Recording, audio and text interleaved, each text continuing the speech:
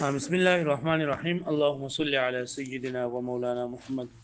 وعلى ال سيدنا ومولانا محمد وبارك وسلم وصل عليه. رب زدني علما، رب اشرح لي صدري ويسر لي امري واحلل عقدة من لساني يفقهوا قولي. پرون سبق کې منګه مشترک او دغه حکم ویلو. مشترک منګه لاول تعریف کړو چې مشترک څه ته ویل کېږي. دا هغه لفظ ته ویل کېږي چې هغه يتناول افرادا مختلفه الحدود على سبيل البدل. ډیرو افرادو ته شامل وي. داسې ډیر افراد چې د هغې حدود تعریفات د یو بل نه مختلف وي په طریقې د بدل باندې. باقي کې فواید او قود مونږ ویلو. مثال بیا د مشترک دپاره قرع ویلو چې دا د حیض او د طهر په معنی کې مشترک دی. او حکم یې دا دی چې لکه توقف پکې تعامل پکې. توقف مطلب دی چې په دې کې به یو معنی نه اخلي څو پورې چې څه مرجح موجود نه او تعامل به پکې چې دلته کوم معنی واخلم او سیاق سبق ته به ګورې مخکې وروسته به ګورې. لکه دغلته کې والمطلقات یتربصن بانفسهن ثلاثه قروء چې بری کوم تعامل وکړو چې یو پکې ثلاثتون ټکی راغلی دی نو کته پکې طور معنی واخلې په ثلاثتون باندې بیا عمل نه راځي یا به درې نیم راځي یا به په اول درې راځي یا په حکم درې راځي. او کته چې حیض واخلې جو په تین باندې عمل راځي. بیا قروء جمع نو که حیض دې واغستو نو په قروء په جمع باندې قرار راځي. کتور دې واغستو نو په دونیم او دونیم تدرین وي. او بل لا چې لکه د قرء معنی ته دا مجتمع ده نو دا چې حیض معنی ته وخت نو دا بیا مجتمع به هم شي او منتقل به هم شي. ځکه چې دا طور په معنی کې به جمع کیږي او دا حیض په وخت کې به منتقل کیږي. او بیا عمومي مشترک زموږ په باندې جایز نه دی. عمومي مشترک چې د یو لفظ نه په یو وخت دوه معنی اغستل زموږ په باندې جایز نه دی. امام شافعي رحمۃ اللہ علیه چې د یو لفظ نه په یو وخت دوه معنی هله اغستل جایز دي چې کله دوه په منځ کې تضاد نه وي. پوه شوئ؟ لکه صلات چې نه دنه مختلف معنی اغستل شي. موږ وایو چې عمومي مجاز استعمال شي. عمومي مجاز دې ته ویل کېږي چې د سي عام لفظ معنی اغستل چې هغه د دوه ته شامل وي او په دې صلات کې هم دغه شوی دی. اوس په دې مشترک کې چې کله دوه معنی وي د مشترک کوی دي ته چې دوه معنی او په دې کې ته یو معنی له په بل باندې ترجیح ورکې. ها یو له ته په بعض باندې ترجیح ورکې په غالب را اسره نو دغه ته مؤول ویل کېږي. لکه قرء ده کنه قرء د حیض او د طهر په منځ کې چې نه دا لکه دغه دی کنه مشترک ټکی دی لیکن تا ترجیح ورکړه او تا تامل دی وکړو سوچ او فکر دی وکړو شهر دې کې په ثلاثتون باندې عمل کول پکار دي په جو باندې عمل کول پکار دي په مجتمع او منتقل باندې عمل کول پکار دي او دا بکیږي په دغه باندې په چې کله موږ د قرء نه مراد حیض واخلو او طول ته مراد واخلو بیا نه کیږي چې نه کیږي دا په دوه معنی کې یو معنی ترجیح ورکړه او دغه ترجیح ورکړل شي سستا مؤول ویل کیږي. بیا په دې باندې اعتراض لري چې هغه ته د لفظ اقسام بیانې او دا مؤول تاویل دا خو فعل د مجتهد دی نه مجتهد دا چل کوي کنه مجتهد کم کس اجتهاد کوي کوشش کوي په دوه معنی کې یو معنی له ترجیح ورکړي دا خو فعل د مجتهد دی نه دا ته اقسام د نظر نشماره نو او چې لکه حکم چې نه دا دی اس لفظ ته نسبت کیږي مجتهد ته نسبت نه کیږي. پوه شئ؟ او بل فواید قوت په بل ذکر کړی دي چې دا مشترک قید لګول دي د دې هغه وباسي کم چې لکه ترجیح ورکړل شي خو د مشترک نه ورکړل شي لکه په ظاهر سره او په نص سره په مفسر کې پای کوم یو څه ترجیح ورکړل شي او د مشترک نه وتري نو اول دغه ته لګي به حکم بیان کړی چې حکم دی ته ویل کېږي چې لکه عمل په کې خو سره د احتمال لغلطه نه چې کې دې شي دا مطلب نه لکه مجتهد نه کله کله خپل اجتهاد کې خطا کیږي دا و بیا زموږ واما المؤول او څلورم قسم بیانې خاص عام مشترک مؤول څلورم قسم دی مؤول فما ترجح من المشترك بعض وجوهه بغالب الرأي دا ته ولېږي چې د مشترک نه ترجیح ورکړل شوی بعضی وجوه ته یعنی بعض معنی ته بغالب الرأي په غالب رأي سره یعنی ان المشترك ما دام ان مشترک چې سو پوری موجود وي سو پوری وي لم يترجح احد معنيه على الاخر او په دې کې په دوه معنو کې یو معنی ترجیح نه ورکړل شي یو دغه هو مشترک نو دا شي نه مشترک واذا ترجح احد معنيه بتاويل المجتهد اقل چې ترجیح ورکړل په یو کس په دوه معنو کې په تاویل المجتهد سره نو صار ذلك المشترك بعينه مؤولا ندقه مشترک به بعینه سو ګرځي نه مؤول څه جدا شي نه بلکې دا سره نه مشترک قسم دی. نو انما عد دا اوس اعتراض نه جواب دی کنه چې لکه دا تاویل د مؤول دا فعل د مجتهد دی لکه تاویل دا فعل د مجتهد دی نو دا د اقسام د نظم نه ولې ذکر کو لکه پوه شو به معنی نو انما عد من اقسام النظم واذا شمارل د نظم د اقسامونه د لفظ د اقسامونه وان حصل بفعل التاويل اگر چې دا حاصل شي په تعویل په فعل د تعویل سره او دولی ذکر کړه ده لان الحكم بعد التاويل يضاف الى الصيغه ځکه حکم دغه نه ورستو د تعویل نه ورستو د دې نسبت کیږي صيغه ته فكان النص ورد بهذا ويا کې چې دا نص وارد شوی دی پرې باندې ويا کې چې دا نص وارد شوی دی پرې باندې لکه پوه شو به باندې ها لکه پوه شو یعنی کله چې تعویل وکړي نو حکم بیا د حکم نسبت لفظ ته کیږي مجتهد ته نه کیږي پوه شو نو ځکه دا لفظ پاس بالو کې استعمال کړل او بل پر اصول شاشي کې تاسو کدا جواب اوریدلې نو چې دا اقسام د نظم نه ځکه شمار کړه لري چې دا مؤول دا یو جدا سیس نه نه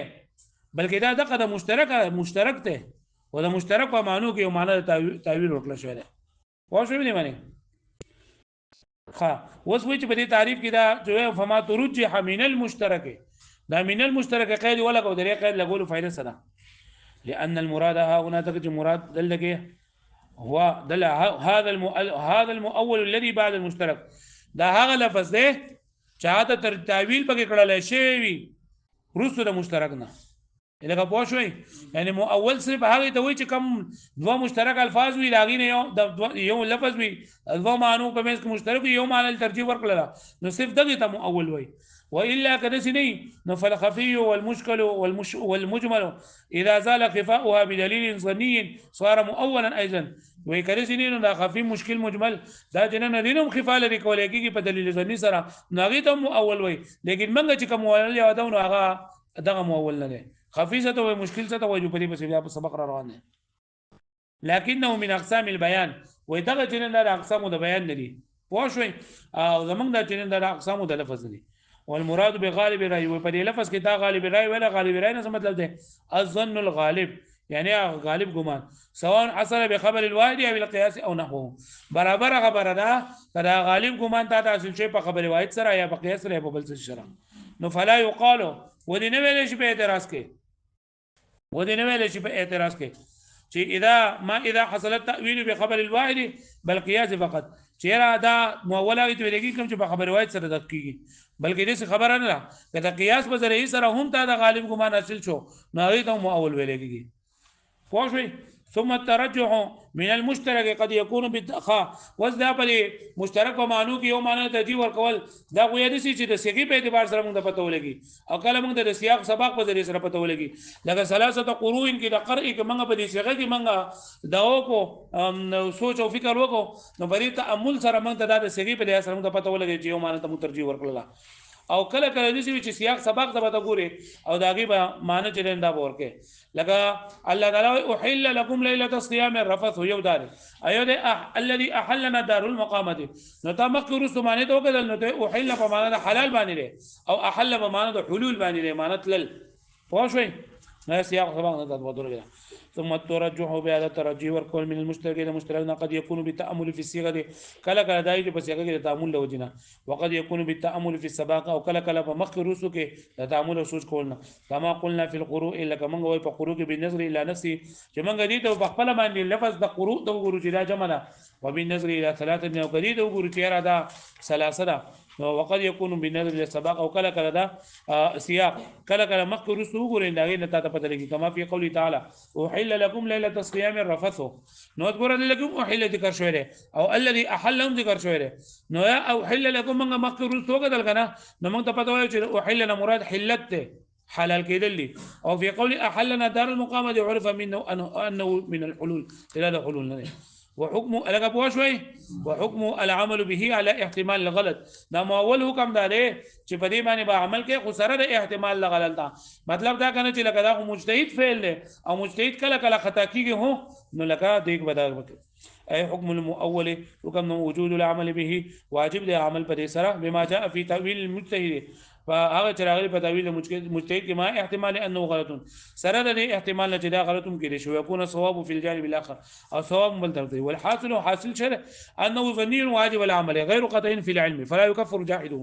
چې د مؤول بدل سره چې کوم حکم ته ثابت شي نو دا قطعي نه بلکې سره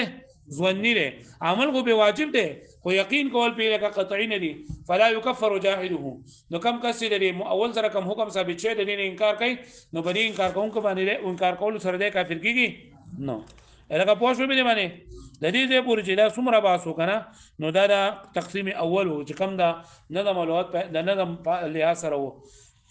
د وضع او د معنا په اعتبار سره خاصه مشترک مول د دې ځای نو دویم تقسیم بیانې دویم تقسیم چې دی نو د دې لاندې اته سيزونه دي سلور چې نه دا ظاهر نظم مفسر محکم دي او سلور بیا دي مقابلات دي پوه شئ هغه خفي مشکل مجمل او متشابه نو بدی کې دا ذکر کړي اوس وی کنه چې دا ظاهر د تعریف سره نو ظاهر ما ته ګورئ ظاهر دا نوم د هاي کلام دی دا کلام هغه لفظ بنو هغه کلام دی ظاهر نوم د هاي کلام دی چې داغه هغه مراد داغه مطلب موږ ته په نفسي سیګي سره دا معلومیږي یعنی لفظ ته سره وګوري کنه نو دا داغه هغه مطلب معلومي دي دا ظاهر وي خو شو بنه معنی خو دلیل لپاره دا ضروری ده چې ته لکه په عربی باندې پوهیږي نور د دې لپاره چې کوم خبره ده ضرور لکه موږ په پښتو کې څه وایي چې لکه سره په پښتو باندې پوهیږي اته چا څه خبره وکړه بس په اورېدو سره یا په لیدو سره د دې نه په مطلب باندې پوه شو د ظاهر و ظاهر پوه شو یعنی نور څه خبره دې په کې نه چې لپاره وړل شي نه وړل شي او حکم دلیل لري چې را دین اساس ظاهریږي اوس پای باندې عمل کول واجب دي لکه دا ته مالک مال اوپر راوړه نو بس دا خاصه خبره ده لاټ اوپر راوړه ظاهر ده په دې کې سره غریشته نه ثم شرع في تقسيم الثاني به شروع له تقسیم الثاني کې دلګي دا دغه چې نه کنه دا دویم تقسیم دا په اعتبار د ظهور د معنا او د خفاره د سره چیر دی لفظ نه د مراد د معنا کلام معنا ظاهره ده او که خفي ده دا په د ظهور او د خفا په اعتبار سره دا تقسیم دی نو دې دلاندې څو قسمونه دي سلور او سلور د دې سری مقابلات دي اما ظاهر او هر چې ظاهر ده اسم لکلام ظاهر المراد به للسامع بصيغته دا نوم د هاي کلام دی چې ظاهر به مراد دی سامع ته پس غیر دې سره یعنی په دې د لفظ ته چې ته وګورې د دې الفاظ ته ته وګورې ته دې معنا مطلب واضح کیږي الا يحتاج الى الطلب والتامل كما في مقابلاتها يعني دا طلب ته او تامل ته محتاج نه لکه څنګه چې په دې مقابلاتو کې براشي یعنی خفي مشکل مجمل متشابه پای کې براشي ولا يزاد على الصيغه او د دې کې بل دغه دار چې صرف لفظ په ذریعہ سره موږ پته لګي دا کلام د دې لپاره راوړل شوی نه راوړل شوی نه لکه سبب ان شاء الله نس کې موږ وایو چې نس هم د ظاهر صيغې نه پته لګي لیکن دا کلام دغه د لپاره راوړل شوی نو پای کې دا ظهور د دې په اعتبار سره سیوای او په دې کې اوس لفظ ته وګوري سوق او غیر مسوق دا پکې نشته چې دې لپاره لفظ راوړل شوی لیکن راوړل شوی ولا يزاد على الصيغه شيء اخر او نبذيات ولګي په صيغه باندې بل یو شی لکه من السوق ونحو كما في النص لکه څنګه چې بنص سره دي پنس کې نس په ان شاء الله سبب وي فخرج هذا كله من قوله بصيغته ودا ټول په صيغه سره وته خو په صيغه سره وي لكن يشترط في هذا كون السامع من اهل اللسان چې دا سامع چې نه د جبه والی چې اوس په جبه باندې پویو لکه تاسو ډېر دغه مثال ذکر کې خو لکه چې په جبه باندې پویږي په عربی نه پویږي نو سفیدا نه دی په اهل اللسان مهمي وفي ازدياد لفظ الكلام او په لفظ کلام کې فاسم لكلام نه وي د څه ونه وي چې اسم ما نوم د هر غشي دی یا د هر لفظ ونه وي بلکې نوم د کلام وي اشاره الى ان هذا التقسيم مما يتعلق بالكلام كالرابع چې دا دویم تقسیم او څلورم تقسیم دا د کلام په اجازه دا نور د کلمې په اثر دي اول او دریم د مخ په لاول کې ویل شو کنه چې اول او دریم تقسیم چې دا نظم د الفاظو دی او دویم او څلورم د تعلق د سره دی د کلام سره كما ان الاول والثالث يتعلق بالكلمه دا څنګه چې اول او دریم د تعلق د کلمې سره والمراد من الظهور في قوله ما ظهر ما ظهر کا مطلب چې نو ظهور لغوي د لغت په اعتبار سره ظاهر وي فلا يريد وإذا اعتراض بن راضي چې ان هذا تعريف شيء بنفسه چې دا خو تعریف شيء بنفسه دی لګته وي اما ظاهر څه ته وای نو ته ظاهر د نوم دی راه کلام چې مراد دغه ظاهر وي نو هغه په تعریف کې هم ظاهر ذکر کو په معرف کې هم تعریف ذکر کو نو دا تعریف شی بنفسه دی واځو به نه معنی نو موږ وایي چې په لاولنی کې دا معرف چې نه بلېږي ظاهر اصطلاحي دی او په دویم کې ظاهر چې نه سره لغوي دی لہذا اعتراض نه لري حکم د سره وجوب العمل بالذي ظهر منه، واجب د عمل باغ سره کم چې ظاهري کې دینه على سبيل القطع واليقين، یقیني تور باندې حتى صح اثبات الحدود والكفارات بالظاهر، یعنی صحیح ثابت ول د حدود او د کفارات په ظاهر سره، لان غایته انه محتمل المجاز، زکا چې د دې زیات نظر پرې کې دا کی کنه چې رل کې کې دې شي د حقيقي معنی نه مراده او مجازي معنی مراده، او هو احتمال غیر ناشئ من دلیل من دلیل، او دا احتمال غیر ناشئ من دلیلین دی، فلا يعتبر دې به اعتبار نه کولای دي. دا په شو مې باندې نه ظاهر حکم او د ظاهر تعریف منغو کو او نور ان شاء الله نص مفسر محکم درې وانه په سبب ان شاء الله مطالعه وکوي.